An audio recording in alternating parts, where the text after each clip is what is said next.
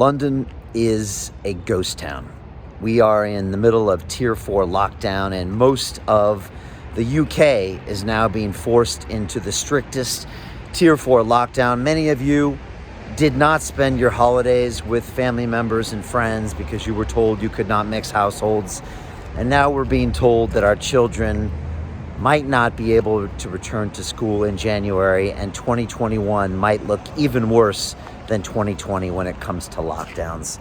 Let's look at some of the numbers. In a recent article published in The Sun, and you can check these figures on Public Health England or the UK's own data sites, the total number of deaths from healthy people in hospitals in England under the age of 60 in the year 2020, wait for this number, was 388 people.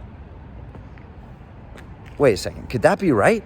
Whoa, say that again, Brian. The total number of healthy people, that means people with not pre-existing medical conditions, that died of coronavirus under the age of 60 in hospitals in England in the year 2020, this year, was 388 individuals. 388. It is a tiny, tiny, tiny amount of people when it comes to deaths that happen in this country every year, and I'll get into some of those numbers. Of those, 338 were those aged 40 to 60 in my age bracket. 44 of those were aged 20 to 40, and only 6 of those people were less than 20 years old. These are healthy, young adults that are not dying from COVID. And whereas the media and the government would rather you think otherwise, they throw numbers at you every day, and according to them, people are dying in the streets, healthy people. And this is an exercise I do every night when I'm in the taxi. I say, do you know anyone who died of COVID? And the answer is usually no. And these statistics show a shocking, disproportionate response to this virus. They show a total lack of science-based decision-making. And quite frankly, they show a complete lack of leadership. Because as we can see from these figures, this is not a reason you lock a country down. Let me be specific on that. The total number of car accident deaths in Great Britain last year was, wait for it, 1,870 deaths from car accidents last year.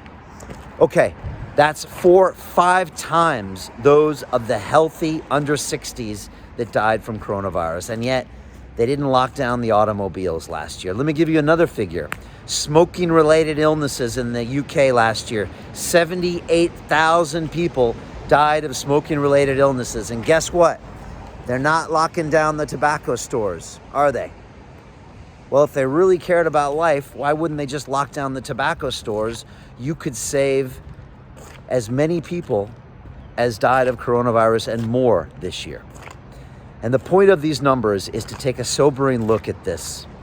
Healthy people are not dying of coronavirus.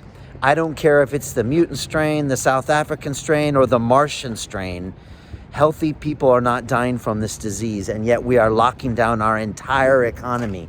This is a ghost town here right now in Old Street where I work because of an information war that's being fought inside your brain by our media companies for your clicks and by our government for your votes and their agendas.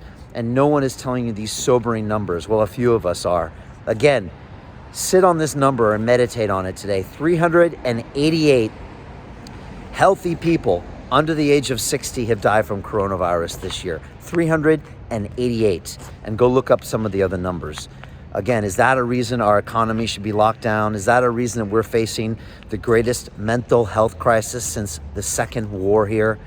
It isn't. And it's not the reason why we should all be at home right now, hidden in fear, in paralysis, that we're going to catch something that most of us are not susceptible to, and most of us will survive. And so again, I am all for a system of focused protection. I want to protect those that are elderly, protect those in our care homes. So I spoke with my dad a couple days ago. He's 78 in San Diego, and he said, Brian, I'm sick and put. I'm staying put. I said, okay, Dad, bless. That's your choice. I'm so glad you made that choice. Stay put. Don't have contact with others. That's his choice. But other people can make choices as well. And I think it's time we're given our freedom back. Let's be given our choices back so we can make our decisions. Let's make the choice to open up our businesses if we want to, make the choice to socialize with others if we want to. We can do it safely. The science is out there. But locking down this whole country and shutting down our education system, it's ridiculous. Our leaders have failed us. Leave me your comments below.